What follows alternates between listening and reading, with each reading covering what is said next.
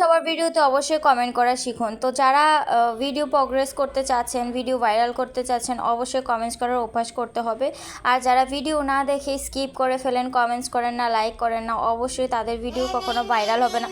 যারা নতুন বলে নতুনদের ভিডিওতে লাইক করছে না, কমেন্টস করবেন না, করছেন না, অবশ্যই এই কাজগুলো করবেন না। তো হ্যালো, আসসালামু আলাইকুম। আজকে রান্না করতে করতে কিছু কথা বলে দিলাম। তো আজকে আমি এখানে রান্না করছি, মুরগি ভুনা করব, ফার্মের যে মুরগিটা থাকে। তো আমি প্রথমেই মুরগিগুলো ভেজে নিয়েছি। আর এখানে যে বেসিক মশলাগুলো থাকে, হলুদ, মরিচ, ধনে গুঁড়ো, জিরে গুঁড়ো দিয়ে দিলাম। তার সাথে আদা বাটা, রসুন বাটা, এরপর পেঁয়াজ বাটা দিয়ে দিলাম। তার সাথে দিলাম তেজপাতা আর দারচিনি।